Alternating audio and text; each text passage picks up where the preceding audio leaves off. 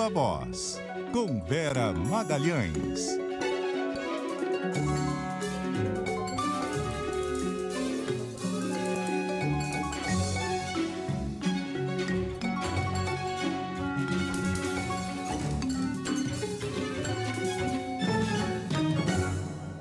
Olá, boa noite. São 6h03. O Viva Voz está no ar nesta quinta-feira quentíssima, uma quinta-feira histórica, porque aconteceu o indiciamento do ex-presidente Jair Bolsonaro, de vários ex-ministros de Estado, de pelo menos 24 militares. Ao todo, são 34 pessoas indiciadas por tentativa de golpe de Estado nos meses que antecederam o 8 de janeiro. A gente não está falando do 8 de janeiro, está falando das tentativas anteriores, quando Bolsonaro ainda ocupava a presidência da República. Boa noite para você, Carolina Moreira. Oi, Vera, boa noite para você, de novo para os ouvintes. E a gente vai juntando as peças, né, Vera? Quando a gente junta aquela operação da Polícia Federal, que trouxe à tona aquele plano para assassinar o presidente Lula, também o vice-geraldo Alckmin, o ministro Alexandre de Moraes, junta com os detalhes que aparecem agora, depoimentos de ex-comandantes das forças, a gente vai conseguindo traçar um panorama mais claro do quanto estivemos perto mesmo de uma ruptura democrática naquele período, né? Exatamente, muito perto, e não foi algo incidental, foi algo pensado pelo ex-presidente Jair Bolsonaro por muito tempo.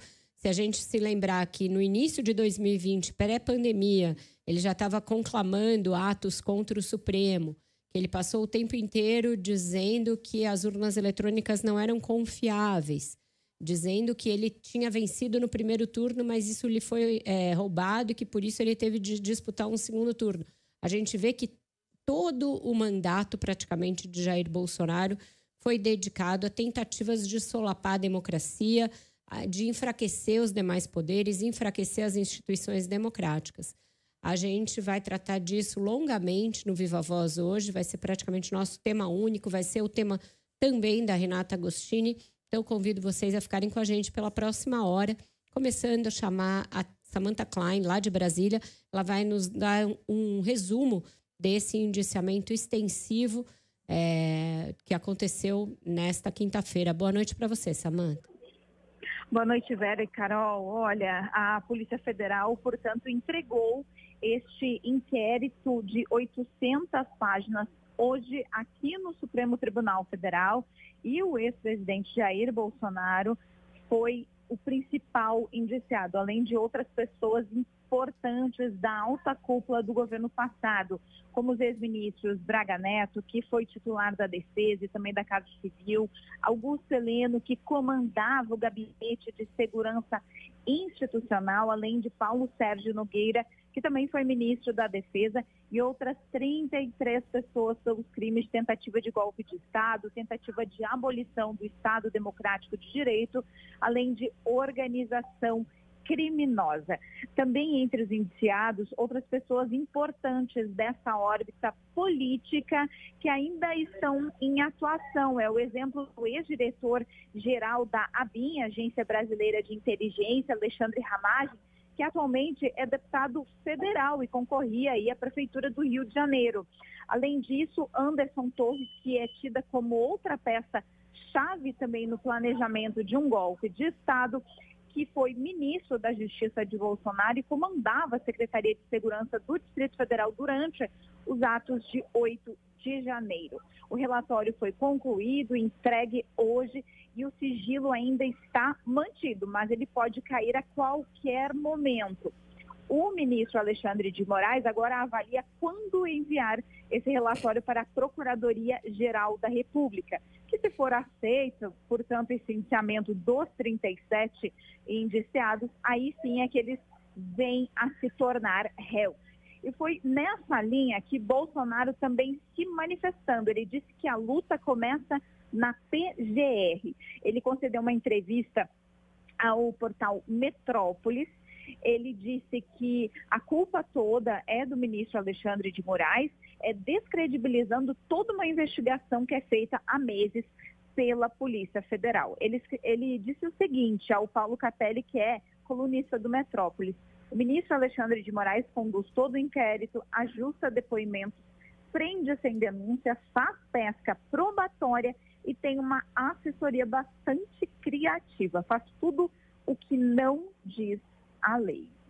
Além disso, o Bolsonaro diz agora que aguarda por essas orientações do advogado para fazer mais comentários sobre o indiciamento. Eu procurei o Fábio Weingarten, que está no grupo de advogados de Bolsonaro, mas ele não respondeu aos questionamentos. Somente quem se manifestou foi justamente o advogado de Anderson Torres, mas ele se manifestou daquela forma: olha, depois de ter acesso aos autos é que a gente vai se manifestar, se posicionar depois de ler todo esse relatório de indiciamento. Essa é a manifestação do doutor Elmar Novak, que defende o ex-ministro Anderson Torres. Quem falou também sobre o caso, não sobre diretamente ao indiciamento, mas mais cedo, o presidente Lula, pela primeira vez, comentou o plano para matá-lo.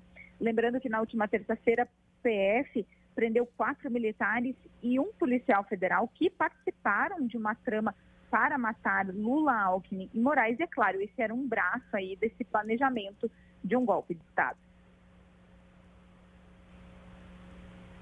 E depois eu sou um cara que eu tenho que agradecer agora muito mais, porque eu estou vivo. A tentativa de me envenenar, eu e o Alckmin, não deu certo, nós estamos aqui. Eu queria dizer para vocês uma coisa importante. Vocês estão lembrados que quando nós disputávamos as eleições, eu dizia que um dos meus desejos era trazer o Brasil à normalidade, à civilidade democrática. A manifestação do presidente Lula no Palácio do Planalto, né? Falando em manutenção ou retomada da institucionalidade democrática. Também como um braço desse inquérito da Polícia Federal, quem quase perdeu os benefícios, mas manteve o benefício da delação premiada, foi o tenente-coronel Mauro Cid, que era braço direito do ex-presidente Jair Bolsonaro. O ministro do Supremo, Alexandre de Moraes, manteve a delação premiada de Mauro Cid. Isso ocorreu depois de 3 horas de oitiva aqui no Supremo Tribunal Federal. Inclusive, o advogado dele, o César Bittencourt, perguntei para ele quando ele saía com o Mauro Cid, mais uma advogada do elevador, ele me confirmou que mantida, portanto, a delação premiada do ex-ajudante de ordens, e também negou que Mauro Cid tivesse qualquer relação com esse plano de assassinato do presidente Lula, Alckmin e também de Moraes. Com vocês. Obrigada, Samantha. A Samantha volta com a gente ainda nessa edição, com mais informações, repercussão desse indiciamento, que eu disse é histórico, e com mais informações que venham aparecer ao longo do dia. A gente chama agora a Mariana Muniz, ela é repórter da sucursal de Brasília do Jornal Globo, o jornal também debruçado sobre as 800 e muitas páginas do relatório final da Polícia Federal. Tem muita informação lá, muitas provas e muitos indícios. Ela vai falar com a gente sobre uma matéria que ela fez para o Globo mais cedo, que mostra depoimentos dos ex-comandantes das Forças Armadas, no caso do Exército e da Aeronáutica, que revelaram ali aquele momento em que o Bolsonaro apresentou o plano de golpe. Boa noite para você, Mariana. Obrigada por, num dia tão caótico, conseguir um tempo para conversar com a gente aqui. Boa noite, Vera. É um prazer falar com vocês hoje. Mariana. Oi, Carol, tudo bem? Tudo. Tá meio ruim teu áudio, hein, Mari? A gente não tá conseguindo te ouvir muito, não. O sinal tá bem ruinzinho. A gente vai tentar refazer a ligação com a Mariana.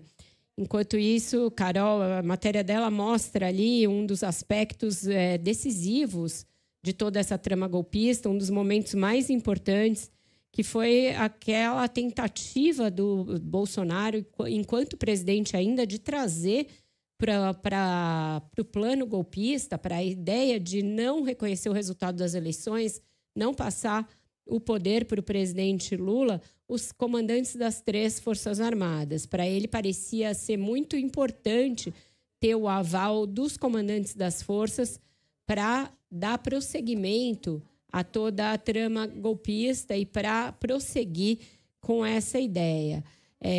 Os depoimentos dos ex-comandantes são bem contundentes, são bem ali sintomáticos desse momento que o Brasil viveu. E por que eles são importantes? Porque aí é uma iniciativa do próprio Bolsonaro, não dá para tirar o presidente da equação, não é isso, Mariana? Agora sim, vamos ver se a gente te ouve melhor. Boa noite, não sei se vocês estão conseguindo me ouvir agora direitinho. Eu estou aqui no Supremo, então pode ser que o áudio realmente fique um pouco cortado. A gente te ouve muito baixo mesmo, Mari. Vamos tentar mais uma vez você fazer a ligação. Bom, senão a gente volta mais tarde com ela. Não estamos conseguindo ouvir a Mariana, ela está lá no meio da apuração. A gente volta mais tarde com ela, com essas informações da matéria dela. Carol, é isso. A investigação pega em cheio a cúpula das Forças Armadas. O general Paulo Sérgio, que era o comandante do Exército, está entre os indiciados, e o ex-comandante da Marinha também está entre os indiciados. A gente tem aí muitas evidências de que eles, em diferentes momentos, deram aval ao prosseguimento de algum tipo de estratégia golpista, mas o sucessor do general Paulo Sérgio e o comandante da Aeronáutica foram aqueles que impediram que as Forças Armadas, como instituição, avançasse nesse rumo e, enfim, enveredasse para um caminho que seria um caminho sem volta. Se o plano tivesse sido levado a cabo, se tivesse sido levado adiante, a gente provavelmente teria tido uma tentativa de supressão da ordem democrática, de empastelamento do Congresso, do Supremo Tribunal Federal. A ideia era prender ou eliminar ministros do Supremo, eliminar o presidente eleito, o vice-presidente eleito. E, enfim, isso fica muito evidente que alguns dos comandantes naquele momento tiveram ali o bom senso de não embarcar nisso, né?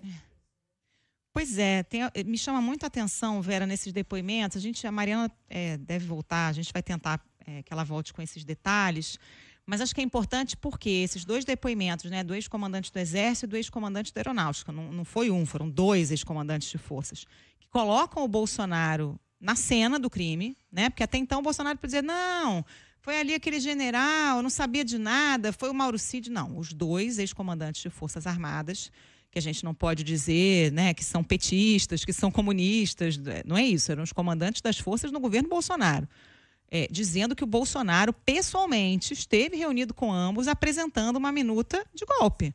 E, inclusive, o comandante da Aeronáutica, o ex-comandante da Aeronáutica, quando é indagado sobre isso, diz que se não fosse a negativa do comandante do Exército, o golpe teria sido consumado e que, inclusive, o general Freire Gomes ameaçou o Bolsonaro de prisão. Isso tudo já tinha aparecido lá em fevereiro, mas aí os detalhes dos depoimentos deles são muito evidentes, né?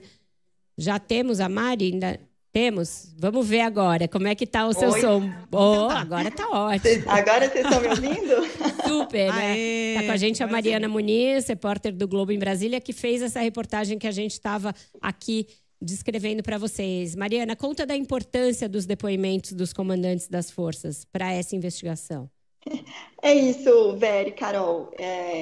A gente imagina, né, que todos os depoimentos que foram tomados ao longo desse tempo todo para a elaboração desse relatório tão extenso pela PF sejam importantes. Mas esses dois depoimentos têm um peso, acho que muito grande, né? Eram comandantes das forças, eram pessoas que estavam ali em cargos muito importantes e que esclareceram pontos, acho que, sobre a participação do Bolsonaro, os pedidos que foram feitos, né? O Teófilo, num determinado momento, quis dizer que estava submetido a ordens, por exemplo, do Freire Gomes, que era o comandante do Exército, e o Freire Gomes, no depoimento dele, disse que não tinha dado aquele comando, né? Então, eu acho que esses depoimentos, por virem de quem vieram, de pessoas que estavam no mais alto escalão das Forças Armadas, que a gente sabe muito bem da proximidade do ex-presidente Jair Bolsonaro com esse setor, né? E toda a deferência mesmo que ele tinha aos militares, ou ao menos dizia ter, no momento em que tanto o general quanto o Brigadeiro dizem que, olha, havia realmente uma trama, havia um plano, receberam ordens e dizem que não aceitaram aquilo, né? Eu acho que ganha uma relevância muito grande e certamente isso para os investigadores pesou bastante, né? Então, você mencionou que desde fevereiro a gente tinha essa informação do que eles tinham falado, mas acho que a repercussão desses depoimentos, ela volta a ganhar força, né? A gente vê a importância dessas falas agora novamente com esse indiciamento no caso do golpe, da trama golpista, né? Sim, até porque foi mais de uma reunião, né, Mariana? Esse detalhamento a gente não tinha. E essa coisa de que o Bolsonaro apresentou 3 possibilidades: estado de defesa, estado de sítio ou decretar uma GLO, que é uma operação de garantia da lei e da ordem, né? Exato. O Freire Gomes, por exemplo, relatou que tinham sido apresentadas, né, essas versões, né, das versões da minuta do golpe, né? Então, o Freire Gomes foi uma pessoa muito importante para detalhar isso, para dizer, olha, tinham 2 versões, essa minuta foi apresentada tanto pelo ex-presidente quanto pelo ex-ministro da Defesa, que é também, enfim, uma pessoa ali do mundo militar, né, o Paulo Sérgio Nogueira, e, nesse momento, na oitiva do Freire Gomes, ele implica o Bolsonaro diretamente, porque ele fala que, numa reunião na Alvorada, o Jair Bolsonaro apresentou uma versão do documento com a decretação do estado de defesa, criando uma comissão de regularidade eleitoral para apurar a conformidade do processo eleitoral, né? Ele deu esse tipo de detalhe, isso não sou eu que estou falando, isso é o que estava no depoimento do Freire Gomes, por exemplo. Então, entendo que, para os investigadores, isso que ele falou, esse detalhamento que ele deu, foi muito importante para construir, muito possivelmente, juntando todas as pecinhas, né, que vieram ao longo desse tempo todo. A gente vê que a gente está falando de algo que aconteceu em fevereiro e esse indiciamento, o relatório, ele vem agora, quase no fim do ano. Então, muito provavelmente, a partir daí, os investigadores foram coletando outros detalhes, mas, novamente, eu repito, entendo que, na avaliação dos investigadores, pesou muito o fato de esses relatos terem sido feitos, esses detalhes terem partido de quem partiu, tanto do Freire Gomes quanto do Batista Júnior, que também deu outros relatos bastante contundentes. Exatamente. Ô Mariana, você publicou também uma outra reportagem agora há pouco no site do Globo, dando uma temperatura aí entre os ministros do Supremo Tribunal Federal, como é que eles receberam esse indiciamento, e também qual deve ser a tendência aí do Procurador-Geral da República, né, Paulo Gonet, que deve se manifestar nesse processo. Isso, Carol. Entre os ministros, enfim, entre alguns ministros do Supremo com quem eu falei, a sensação, enfim, a avaliação é de que essa cautela que a PF teve, um zelo muito grande, né? A gente está falando de quase 800 páginas de relatório, demorou muito tempo, né? A gente teve muita expectativa de quando que viria esse indiciamento, de quando que esse relatório ficaria pronto. Havia, né, enfim, um rumor de que seria numa determinada época, acabou demorando mais do que o esperado. Entre os ministros, então, tem essa análise, essa avaliação de que um relatório que aparenta ser bastante minucioso coloca a Procuradoria-Geral da República numa posição não vinculante, obviamente, mas numa posição de que, bom, o caminho será realmente o oferecimento da denúncia não só contra o ex-presidente Bolsonaro, mas também contra os outros indiciados, os 36 outros indiciados. A leitura é essa, de que o relatório está muito forte, ao menos uma leitura inicial, né? Uma leitura superficial do que está vindo, do que está surgindo. Esse documento chegou há pouco tempo no Supremo, eles não tiveram tempo ainda hábil, né, de tomar parte de tudo que está ali, mas essa é a avaliação de que, bom, a Procuradoria-Geral da República está diante de um material bem minucioso, muito forte, e que implica o ex-presidente numa acusação grave, então, que acho que, de uma certa forma, emparedando ali, né, enfim, traçando um caminho muito favorável para que a Procuradoria-Geral da República ofereça denúncia, né? Acho que essa é a avaliação dos ministros por enquanto, entendendo que o que veio é sim relevante e que a PGR não teria muita alternativa a não ser oferecer denúncia. Quanto ao tempo, né, para essa denúncia, essa parte aí já é um pouquinho mais misteriosa, né? Existe a expectativa de que seja algo rápido, os ministros gostariam, né? Acho que, bom, diante do que está apresentado, poderia ser uma denúncia oferecida mais rapidamente, mas a gente não sabe ainda se ainda esse ano, se no início do ano que vem, essa parte mais ainda está um pouquinho nebulosa. Mariana, a gente tem visto no plenário do Supremo um apoio muito grande às ações do ministro Alexandre de Moraes nesse e nos demais inquéritos presididos por ele. Mas a gente sabe que tem 2 ministros, André Mendonça e o Cássio Nunes Marques, que foram nomeados por Jair Bolsonaro. Você acha que eles vão se dizer impedidos de julgar esse caso ou vão julgar e aí vão... Como é que é a expectativa dos ministros quanto ao comportamento dos 2 colegas nomeados por Bolsonaro? Acho que tem uma compreensão de que o fato de terem sido nomeados não os torna impedidos. Isso não é não em nenhum momento se tornou algum motivo de impedimento, né? Então, sim, em situações pregressas que a gente já viu, envolvendo ex-presidentes da República, o presidente da República, esse não foi um motivo de impedimento. Verdade.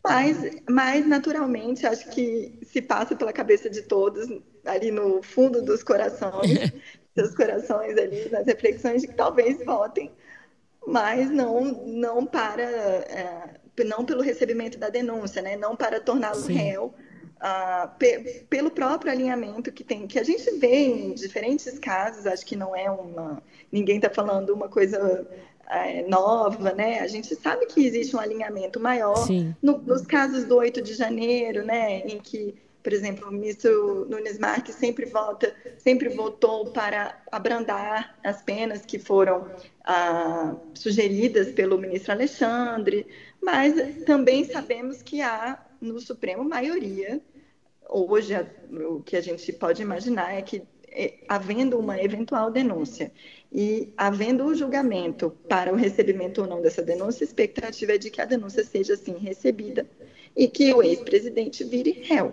A partir daí, é um outro caminho que se segue, mas, ao menos para o recebimento da denúncia, existe, sim, esse ambiente, eu diria, favorável ao recebimento da denúncia.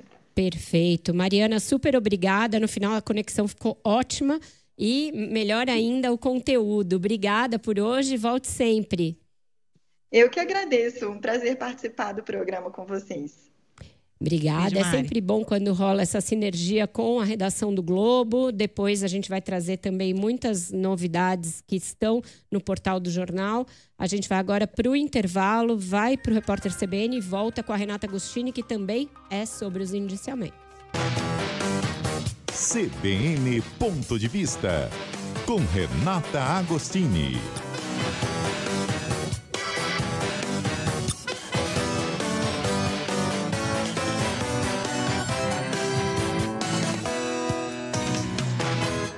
Boa noite para você, Renata Agostini. Boa noite, Vera, Carol. Boa noite aos ouvintes. Oi, Renata. Renata, a gente não teve um dia mais ou menos tranquilo desde a semana passada, quando houve aquele atentado aí em Brasília. Parece que as coisas foram num crescendo e hoje a gente tem esse indiciamento histórico aí de 37 pessoas, incluindo Bolsonaro e boa parte da cúpula do seu governo.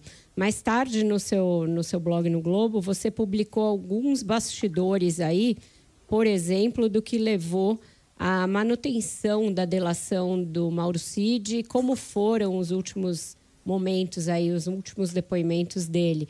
Conta um pouquinho para a gente por que o Supremo acabou mantendo a delação e como que ele se comportou nesse último depoimento.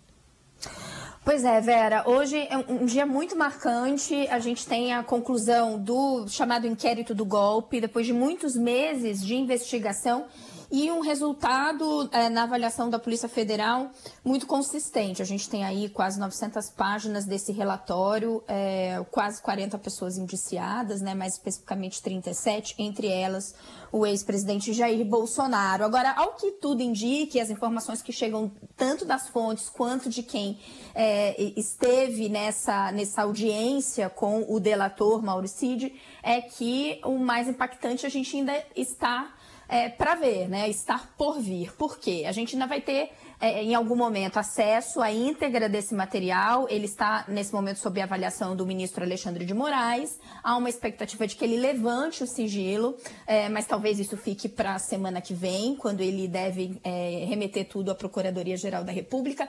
Só que a gente já tem algumas informações. Por exemplo, trouxe mais cedo com o meu colega Patrick, do jornal O Globo, que a Polícia Federal, nesse relatório, vai sim mostrar que o ex-presidente Jair Bolsonaro tinha conhecimento daquele plano para assassinar Luiz Inácio Lula da Silva, Geraldo Alckmin e o ministro Alexandre de Moraes. Segundo as fontes da Polícia Federal, isso vai estar bem circunscrito nesse relatório. Há indícios de que Bolsonaro tinha sim conhecimento. Além disso, Mauro Cid, para escapar de um retorno à prisão, que foi a missão dada a ele, né, nesse encontro com Moraes hoje, ele deu mais detalhes, implicando mais diretamente o general Walter Braga Neto, ex-ministro e que concorreu na chapa de Jair Bolsonaro, e também, segundo fonte me indica, falou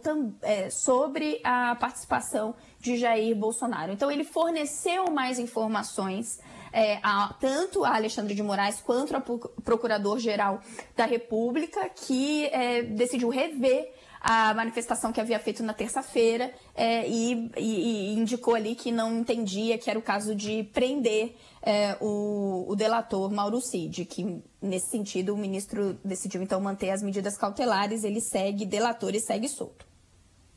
Agora, Renata, o Mauro Cid, pelo menos a princípio, disse que desconhecia esse plano de assassinar o presidente Lula, o vice Geraldo Alckmin e o ministro Alexandre de Moraes, né? O que ele confirma é que teve uma reunião na casa do general Braga Neto, mas a princípio o Cid diz que Cid, não sabia desse plano. Isso se mantém, a gente sabe? Exato. Essa reunião ela é muito importante. Ela já estava, a gente já tinha conhecimento de 2 encontros que a PF acreditava como encontros nos quais se debateu uma trama golpista. Esses encontros se deram, um na 112 Sul, aqui em Brasília, na Asa Sul, e outro num salão de festas na Asa Norte, inclusive perto da minha casa, numa quadra em que tem muito apartamento de militares. Mas o que não estava muito delineado era, primeiro, onde exatamente tinha sido essa reunião lá na Asa Sul, porque o prédio onde ocorreu, o endereço onde ocorreu, ele era um prédio em que tinha endereços de outros ministros além de Braga Neto, e também não se sabia exatamente o teor, se sabia dos participantes, mas não se sabia o teor. O que a gente viu na operação passada é que, à luz da operação, né, Punhal Verde Amarelo, daquele plano lá da Copa 2022, a gente entendeu aonde eles queriam chegar em muitos detalhes. Mas Mauro Cid, isso segundo informações, né, de pessoas próximas que tiveram conhecimento do que ele relatou, ele conseguiu descrever que esse encontro foi de fato na residência de Braga Neto e com a participação de Braga Neto. Essa não é a única evidência e a única prova que se tem da participação do ex-ministro, do general, nessas articulações golpistas. Há uma série de mensagens que já haviam sido captadas, dele estimulando ataques, por exemplo, a integrantes do alto comando e aos comandantes das forças, ele reclamando do que seria, né, uma frouxidão desses militares de alta patente que não estava agindo. Tudo isso já estava e nós já tivemos acesso ao longo do inquérito. O que a gente vai ver agora, e por isso essa peça tão robusta que a Polícia Federal preparou vai ser fundamental, são esses detalhes que conectam essas comunicações com o que Mauro Cid entregou,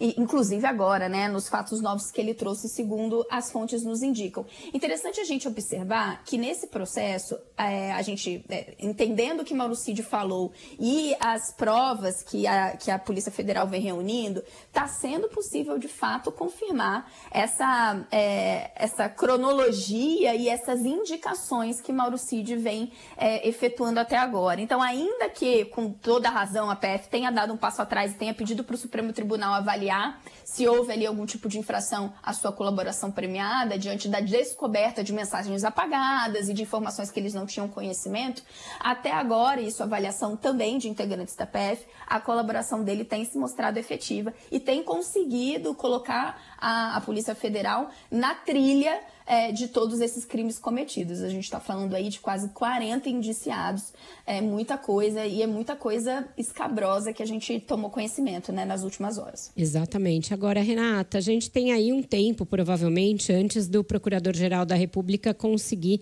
oferecer uma denúncia, porque é uma coisa muito volumosa, tem de ser analisadas todas essas provas, enfim. Você imagina, pelo que você tem conversado com as suas fontes, de que este ano ainda sai essa denúncia, ou a gente vai ficar para ver isso em 2025?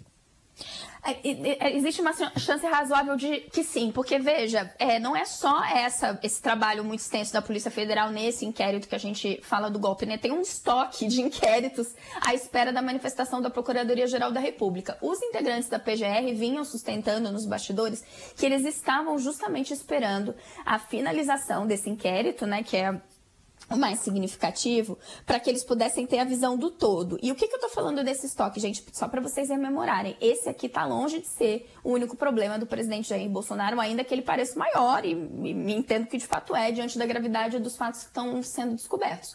Mas ele também é alvo do inquérito que apurou as fraudes no cartão de vacinação, no inquérito das joias. Existem elementos que foram levados a esse inquérito do golpe, que foram colhidos pela Polícia Federal naquele inquérito que apurou a BIM paralela. Então, são várias investigações que se cruzam e que se conectam nesse período de 2 meses, especialmente, né, nesses períodos de 2 meses, do final ali de outubro, né, no início de novembro, até o final do ano de 2022, quando Bolsonaro perdeu a eleição e, pelo visto, não se convenceu de que tinha que deixar o poder. Perfeito. Muito obrigada pelos bastidores, pelas informações, Renata. A gente vai ter assunto aí para as próximas semanas, porque é muita coisa, é muito grave e vai ter muitas repercussões políticas. Até terça, minha amiga. Até, meninas. Um beijo aos ouvintes. Beijo, Renata. A gente vai para mais um intervalo agora, volta já com a conclusão do Viva Voz. Estamos de volta com o Viva Voz e agora a gente vai entrevistar o ministro da Secretaria de Comunicação da Presidência da República, Paulo Pimenta, que tem a gentileza de nos atender nesse dia de muita notícia. Boa noite, ministro. Boa noite, Vera. Prazer em poder falar com vocês. A Carol está com a gente também, vai conduzir a entrevista junto comigo, ministro. Boa noite, ministro. Boa noite, Carol. Ministro, eu queria saber das primeiras impressões aí do Planalto, do presidente Lula e dos demais ministros, diante dessa notícia de que a Polícia Federal indiciou o ex-presidente Jair Bolsonaro, vários ex-ministros de Estado, pelo menos 24 militares, enfim, um total de 37 indiciados por uma tentativa de golpe de Estado que veio antes daquela do 8 de janeiro, quando ele ainda era presidente da República.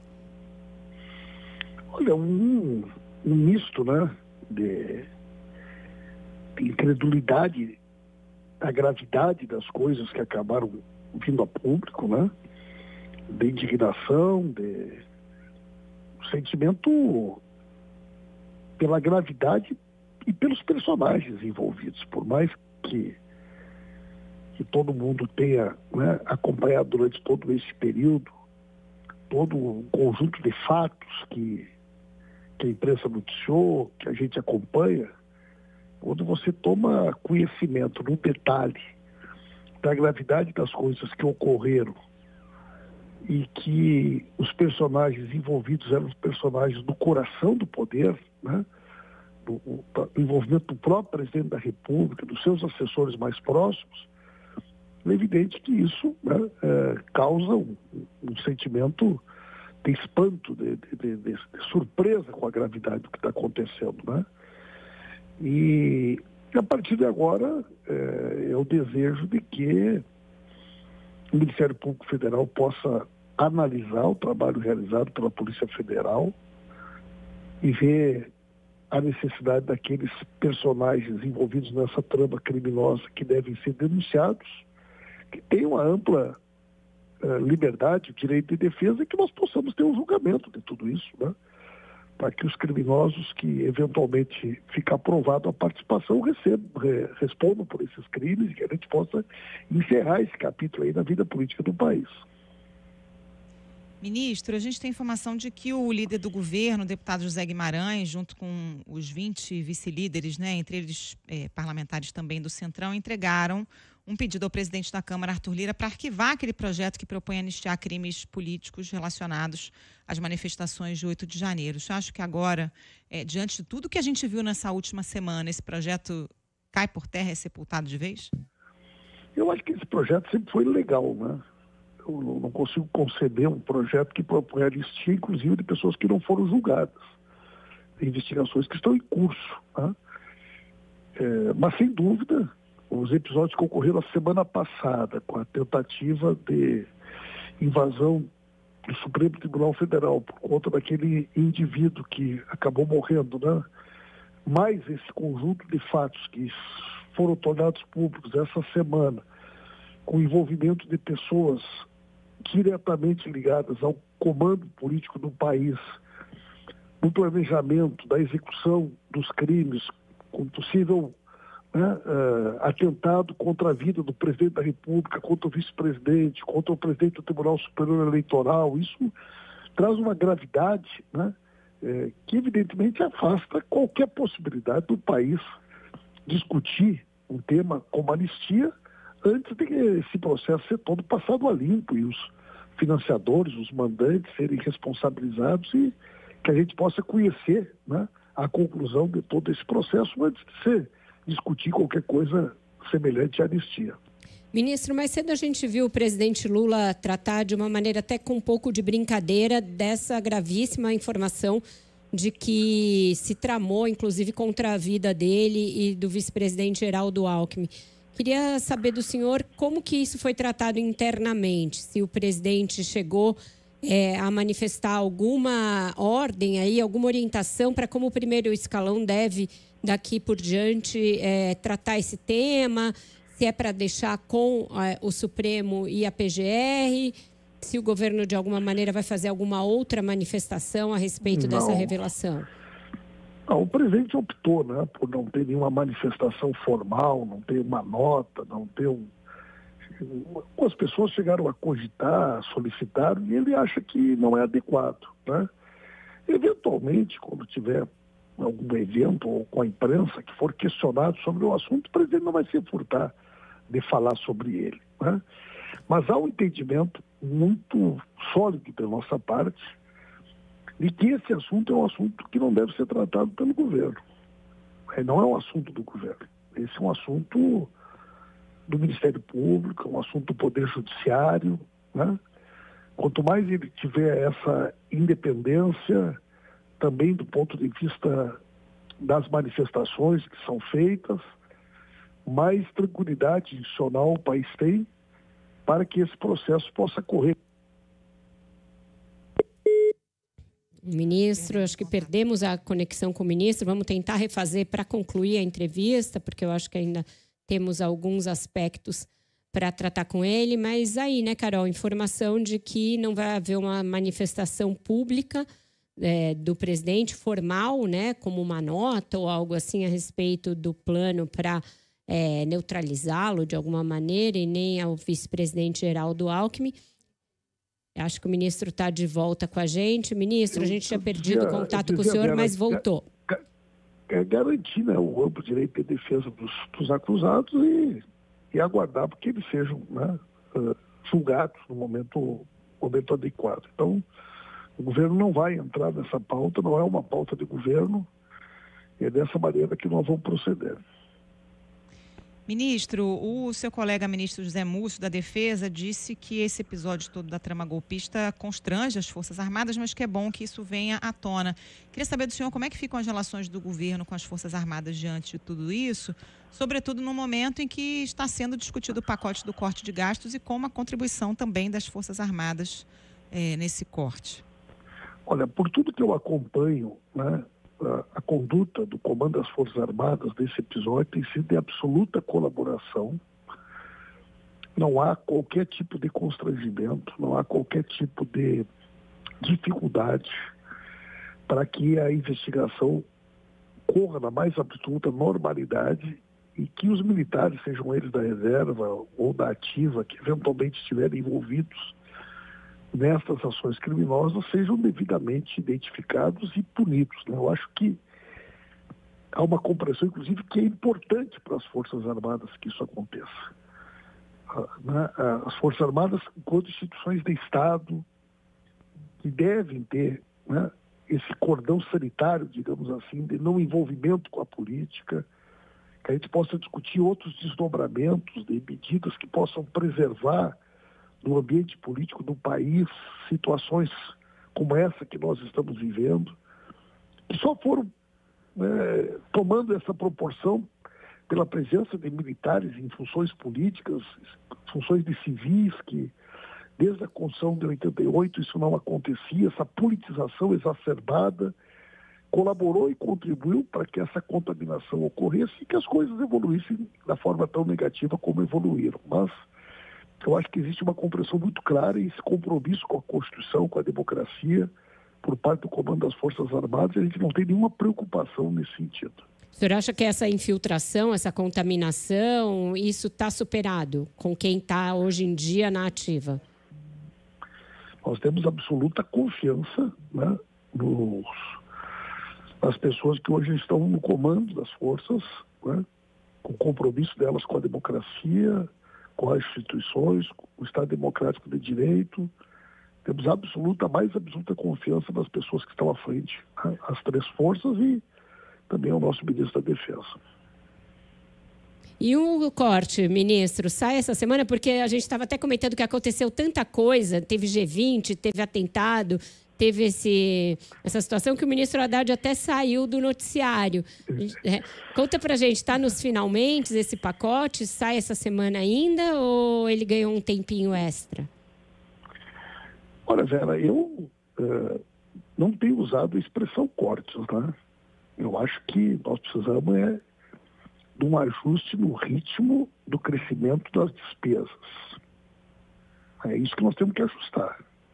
Para o país poder continuar crescendo, gerando empregos, o PIB surpreendendo, né, manter a inflação sob controle e poder baixar juros. Então esse é o compromisso, esse é o esforço que nós estamos fazendo. E o presidente tem esse compromisso, tem falado com todos os setores do governo para que isso possa acontecer. Tivemos o G20, depois veio a agenda com o presidente da China, no meio desse ambiente conturbado, de fato, não havia nem... Né, não seria nem adequado a gente poder tratar as coisas da maneira como elas foram tratadas. Agora vem toda essa avalanche de notícias de hoje, isso aí vai acabar contaminando o noticiário político do país amanhã. Eu não saberia assim, precisar, né, a data. Acho que está tudo se encaminhando para logo a gente poder fazer esse anúncio, mas não teria como te afirmar que isso vai ocorrer amanhã. Perfeitamente. Obrigada, ministro, por ter atendido a gente. Beleza, Vera. Um abraço para vocês, Carol, e muito obrigado. Até a próxima. Obrigada. É isso, Carol. O dia não faltou notícia, não vai faltar notícia nos próximos dias, porque ainda não foi aberto o sigilo da íntegra do que tem nesse relatório. Quando isso acontecer, ainda vamos saber de muita coisa. Mas por hoje, ficamos por aqui. Você ainda vai por mais uma hora e é capaz das notícias ainda te atropelarem, minha amiga. É a rave da notícia, não acaba nunca. Beijo, Vera. Não até tem amanhã. hora para acabar. Até amanhã, um ótimo jornal para você e para o Leandro Gouveia.